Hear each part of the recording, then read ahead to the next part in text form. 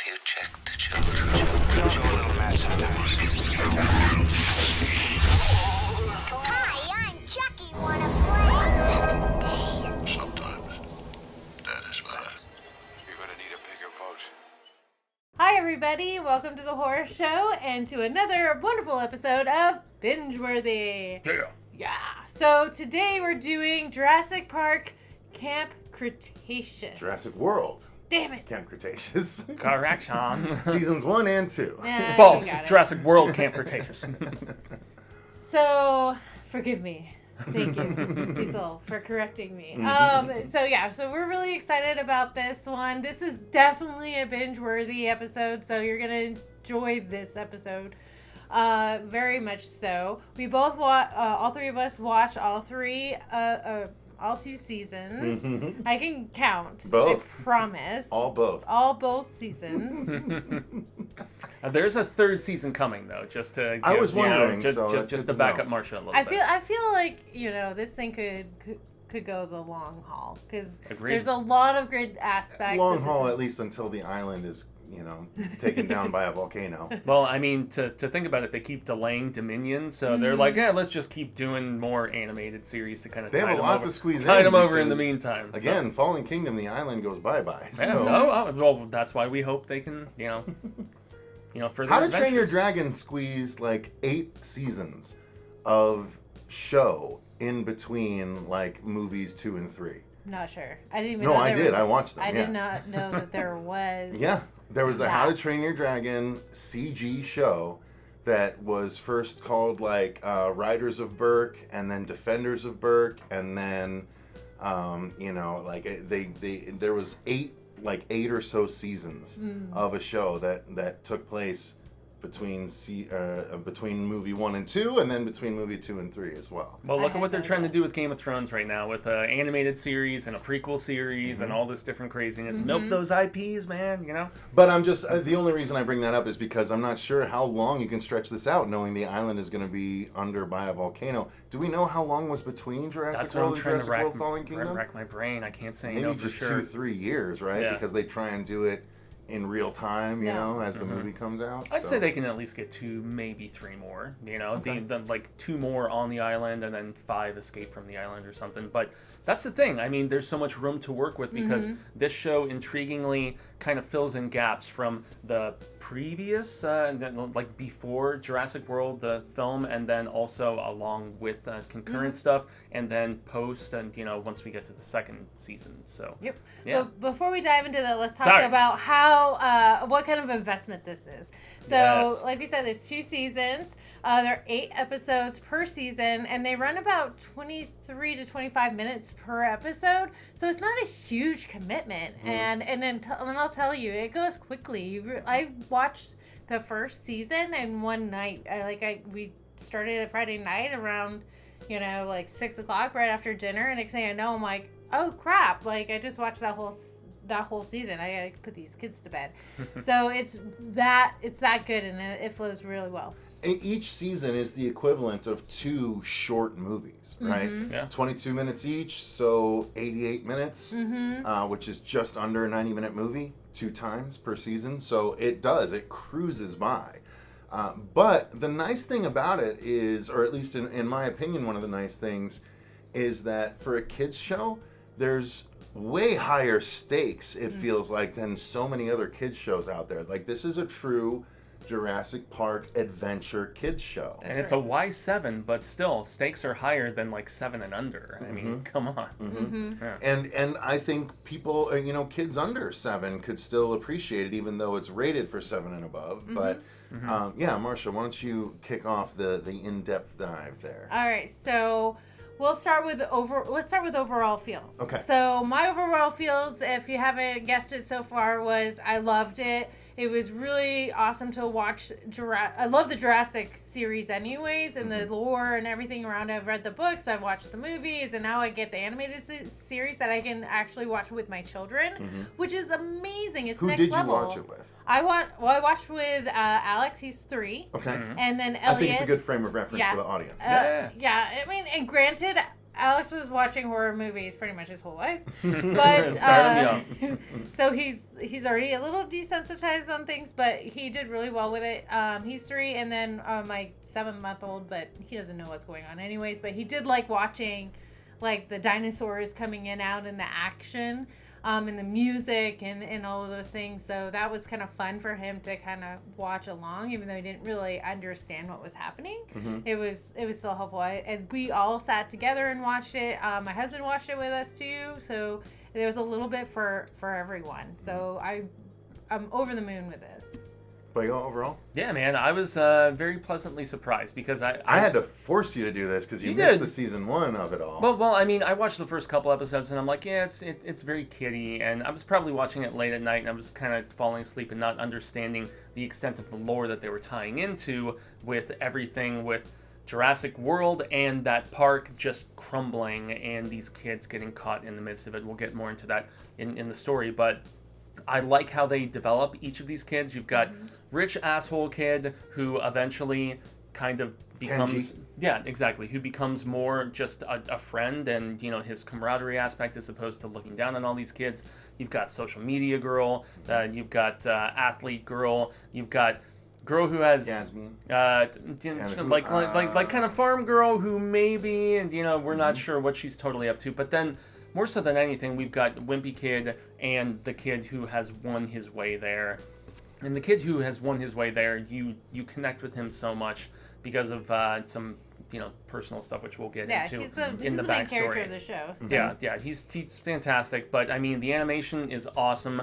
I like the fact that despite being a Y7, there is death. It's more like on-screen death sort of thing, but especially the fact that they didn't hold back from that there's scenes of terror, and in turn, there are a couple instances where characters don't make it. So props to them for, you know, just showing that these are in fact dinosaurs and not making it like a Fox Kids morning show. It is a little bit more edgy, you know, with that regard. I've heard actual, you know, some groups of adults being upset about it because kids are in mortal danger so many times throughout the series. And I'm like, no, that's just good storytelling. That makes you engaged. That makes you into it. But what I would say is my overall thoughts were I really enjoyed this. And what's funny is the timing of it all. Those of you that have seen Spider-Man Into the Spider-Verse, this could almost be seen as what if Miles Morales did not get spider powers, but instead went and got stuck on Isla Nublar instead. Good call, man. You know what I mean? And because it's a guy that he's has a familial loss, and this is sort of a dream of his, and he's making friends and having to deal, but also being the knowledge center of the group with regards to survival. So I just think it's a very well structured show. I enjoyed it. It's obviously great for kids. I have a 4-year-old daughter that watches it and enjoys the heck out of it, but she watches it with, you know, the Morgan actually, who used to be on the channel that watches over her. So they watch it together. So I haven't gotten to watch it with her yet, but I've enjoyed it on my own. So I know it works both ways. But yeah, I mean, the story, all in all, is, to segue into it, is about this group of kids that arrive on Isla Nublar while Jurassic World is in full swing, kind of towards the beginning of the first movie. They show up, and this main kid has won his way there, like you said, and they all show up, and they're going to camp on the island to learn. And I'm like, that's brilliant, right? Of course, Jurassic World would have a kids camp, you know, fully functioning at this point. I would go. Yeah, and also like a Last Starfighter kind of situation where he got his way there by just, you know, being resourceful and smart and Solving a puzzle and stuff like that, Yeah. right? But yeah, so the kids are there, and then the movie that we all saw progresses, and the kids are dealing with it all in the background. So when Masrani is in the chopper and has his accident, all of that happens off in the distance during one of the episodes. The Indominus Rex, which is freed at the beginning of the movie, then becomes a pain for the kids by about episode 4 and beyond. You know what I mean? Like, so it's really cool that it's literally taking place during the movie that personally I loved. Yep. You know, Jurassic World was a return to form to the series for me. Wasn't as good as the first Jurassic Park, but was the closest to being so. Right. In my opinion, I had such a good time. And so the fact that all this is taking place in and amongst that movie for season 1, I thought was tremendous. And then, of course, season 2, they're still on the island, and Jurassic World, the movie, has ended, but Jurassic World Fallen Kingdom has not begun. So they deal with the aftermath of what happened at the end of Jurassic World for season 2, while also trying to figure out what they're going to do, and also running into other humans on the island when they thought they were the only ones left after everyone was evacuated during the events of the first movie. So it's nice, it's deep, it ties heavily into the lore of the actual live action franchise, and it is friendly for both adults and kids. So, I mean, story-wise, it was truly effective for me.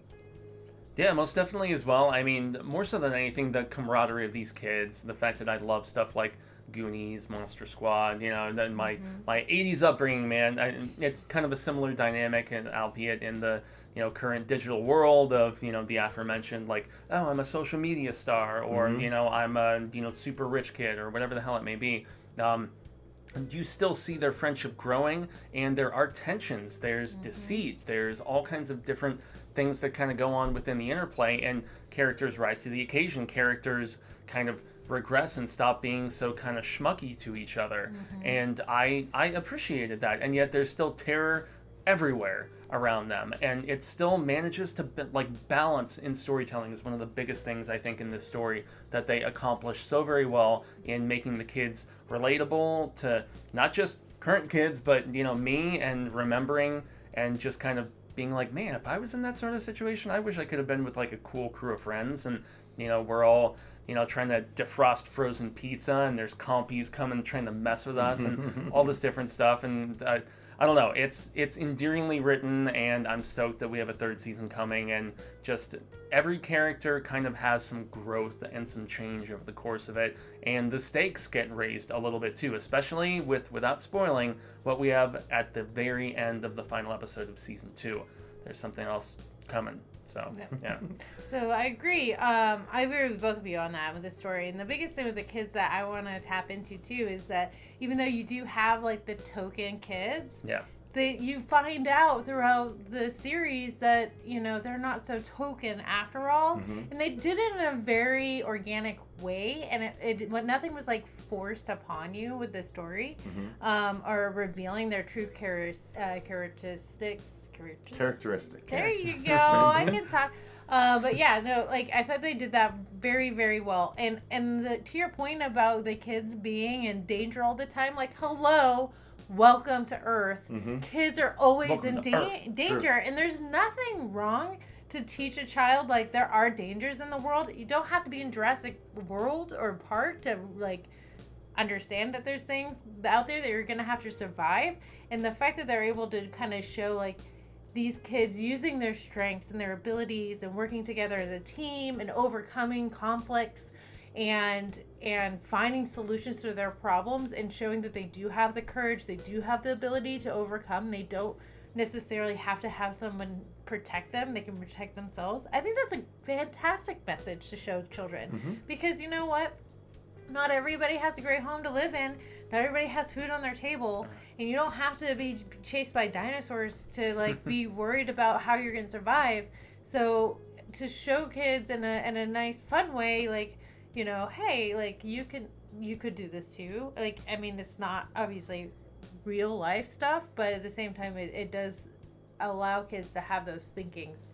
And show them like not everything is gonna be like Teen Titan or Roly Poly Oly or Blippi or any of this other stuff that they give them. Like, it's, you know, you can put yourself in a situation. So I thought that was really nice, and I love the fact they're able to take everything that we've grown up with watching and taking the lore and make it make sense, make it work, and create this other like sub-universe of in exploring these dinosaurs and like relearning like different things. But I don't know. I thought it was really cool. I'm talking like this today. Yes. Be very demonstrative. Very and- Italian today. Yeah, and Very I mean, Italian. just to briefly interject, I thought it was cool because as a kid myself, I would want to see other kids in You're that not a sort kid of. anymore, Fuego. Okay, as a kid back when I was. Sorry. As a kid myself, at one particular point, I would have wanted those perilous situations Oh, that hell seemed yeah. messed up. I would not want low stakes from just like, okay, I know we're gonna get out of it. This is boring, and that's why I feel like I'd want to be hiding under a little cocktail table as the T-Rex hopefully walks away. Yeah. But Bumpy is gonna save me from this T-Rex. That was freaking frightening. Like, again, that's the nice thing about this show. They don't shy away from terrifying scenarios if you don't like dinosaurs or the idea of being stuck. I used to have Godzilla and T-Rex nightmares where these giant lizard creatures were trying to chase me down and eat me through a city. And there's a lot of that in this, except, they use stuff even outside of the T-Rex. They even use cool carnivorous dinosaurs called baryonyxes. And I was like, oh, baryonyxes, those are awesome. I don't remember seeing those. But no, I was wrong. They were indeed in Jurassic World Fallen Kingdom when it's coming in and the lava is dripping down around it as they're trying to go up the ladder. That's a baryonyx. And so when I saw that after the fact, I was like, oh, that's why they're terrified. That thing was terrifying and huge. And like, those are like the main antagonists for a lot of this because they kind of take care of the antagonist from the first season, the Allosaurus that they had a name for. What was his name? Toro. Thank you. Yeah. But that's the other thing. There's mortal danger. Not only are the kids in mortal danger, but people legitimately die in the series and in gruesome ways. However, they don't show the It's gruesome off camera, ways. but you All got off an camera. idea. But yeah, you can put it together yourself. Yeah, because I mean, even Clever Girl in the first film, you didn't see what happened, but it was just the insinuation where you were just like, shit, okay, got him, coach. These are wild animals and they're hungry and they're gonna eat, and I think that's important too. Like dinosaurs, you want to glorify dinosaurs, but they're, they were dangerous. Terrifying, yeah. And wild animals today, they're dangerous. Like having a tiger in your house might not be a good idea. But yeah, so I think it's really. I thought they did a fantastic job. So let's go into the production value, which is the animation. I think we need to talk about that the most. Yeah, this is definitely it's an entirely CG animated show. So I think it works in its favor at times, but works against it at other times. I think that the dinosaurs are all awesome and really, really effing cool looking and ominous and heavy and impactful and all of that. And the kids, they all have their own looks and personalities, but quite frankly, the animation for the humans is just a little stiff for my taste. There's not as much emotivity as I would like them to have. It's definitely not on the level of a Pixar. right? It's definitely not on the level of the old school 2D animations. It is very, in my opinion, stiff CG a lot of the time. Luckily, that's not the case with the dinosaurs. Again, the dinosaurs are very fluid and very ominous and very scary. But the humans, to me, outside of the voice acting, which we can talk about separately, the animation is a little stiff for me. It's improving, but it's still a little stiff. I have to kind of echo that because of the fact that I feel like the design of the characters more so than anything, like the dinosaurs looked as photorealistic as the CG craziness that we've seen in the previous films and stuff like that. But in comparison with something like Resident Evil or Until Dawn or whatever it may be, they looked more like cartoony kids, like actual cartoon characters as opposed to realistic people. And so for that reason, maybe it did at least visually take me out of it. But I mean, the voice acting and the storytelling helped it so significantly that I grooved into it. Maybe that's why I didn't like the first couple episodes so much. And then when I just kind of, found my footing, so to speak, I was a little bit more cool with it. But I mean, the locales especially. I mean, the island itself.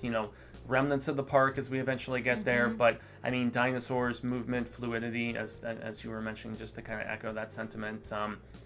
Yeah, I mean, I thought it was all great looking. So I enjoyed it. I don't watch a lot of animated movies, so maybe that's why I was just watched kind of like a lot of them. Yeah. it didn't bother me at all. It kind of felt more Saturday morning to me, like a lot of the Saturday morning cartoons you'd be watching. I agree, it is more cartoony than it is like animated. If that makes sense in a way, like it's more like it felt more like a drawn cartoon over like a CG animated to you? me. Yeah. Oh man, I felt it was way more CG than drawn to me. Well, maybe I don't know. It felt more Saturday morning to me than it did like a Pixar or something like that. Sure, okay. Oh, well, I see what you're saying. Okay. yeah, okay. as far as like vibe and tone. Yeah. Yeah. Okay, sure. I agree with that. Right. So, but yeah, I thought it was, well, I thought it fit for what I expected for a show in this medium. I don't know, like I felt like that's where it needed to fit. If I was gonna watch on it a Saturday morning with my kids, like that's what I'm imagining, and it could be because when I was a kid, that's kind of where the groove was.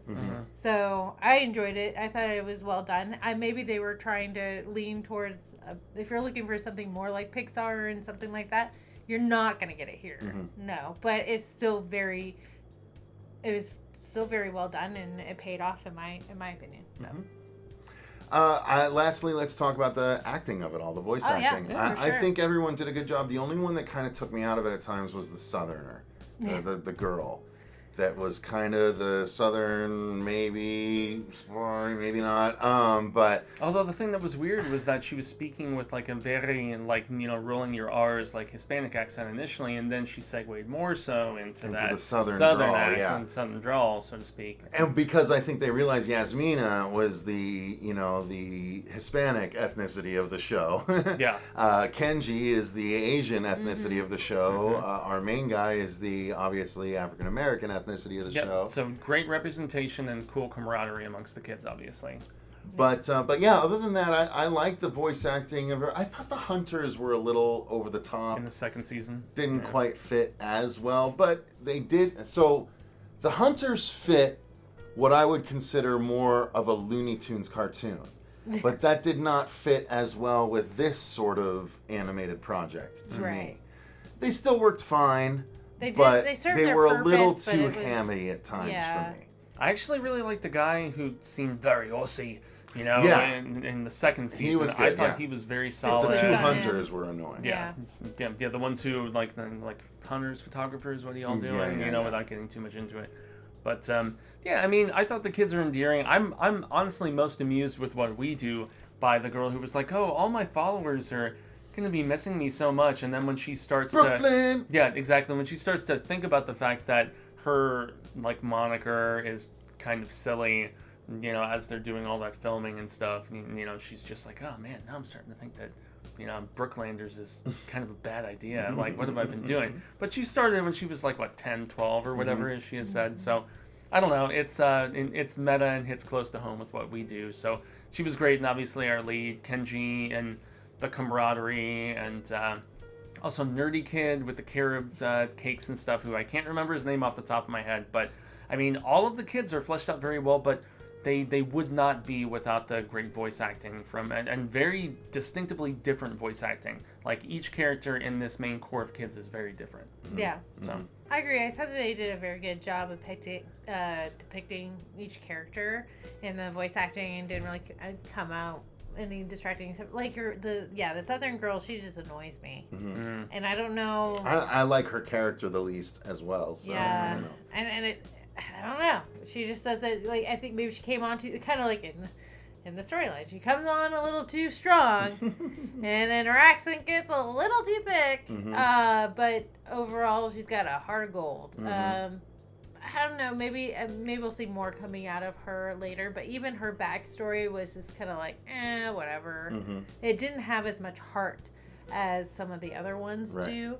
But it was still like, okay, she's a struggling farmer from the South, and just trying to do what she can to help her family, which is it's okay. It's okay. But the voice acting was good. I felt like the sound design was as well good. I think we can couple those because, you know, there's a lot that goes there. All the dino sounds are dope. The dino, they're like trying to communicate a roar or scare or whatever. The opening with the T-Rex roar coming out of the gates. Like, I actually have a couple that have like a 1-year-old. Oh no, I'm sorry, he just turned 2, and then. After that opening scene, he was like, ah! And they're like, okay, we can't watch this. So if you have sensitive children, it might not be for you, but like, get past the roar. I mean, it's the dinosaur. He's a boy. Get over it. Let him, He'll get there. 2 let him might get be to young. it. And there's that beat with the hologram and the regular T-Rex like going back That and was forth, really which is really, good. Back and really forth, fun. yeah. So, Yeah. I mean, ultimately, guys, at, 2 short movie lengths per season, I think I agree with Marcia that this is 100% binge-worthy, and the nice thing is you can binge it with the whole family. Yes. And it's not going to scare anyone, it's going to thrill them, if anything, and, depending on the age, might give a couple of kids nightmares from the actual dinos. So if your kid is prone to having many thought pictures after watching things, maybe be careful there. But other than that, I think that this is a tremendous show that both kids and adults can enjoy. I agree. Agreed. Amen. Awesome. All right. Well, thank you for joining us for another binge-worthy episode and for watching the horror show. To see more, make sure you subscribe, hit that bell, and please make some comments below. I'm always checking to see if you guys, have any other recommendations for binge-worthy, or maybe you agree or disagree, or maybe have more thoughts on it, and maybe we're looking for something more out of Jurassic World Camp Cretaceous than what you got, or maybe your kids didn't dig it, or maybe you guys love it. I don't know. You tell me. It's awesome. I just love hearing from you guys, so make sure you participate. We do these things for you. So thanks again for watching. I've been Marcia Parker. Gracias, I'm Jaime and Fuego. I'm Cecil Laird, and if you missed the first episode of Binge-Worthy, go back and watch it. That was Marcia and Susie talking all about the Netflix Night Stalker series. And the next episode of Binge-Worthy is going to be Marcia herself talking about the haunting of Bly Manor. So you will see that not necessarily everything that we cover is going to be binge-worthy, or maybe not. I don't know. Stay tuned to find out. So until next time, remember, stay scared.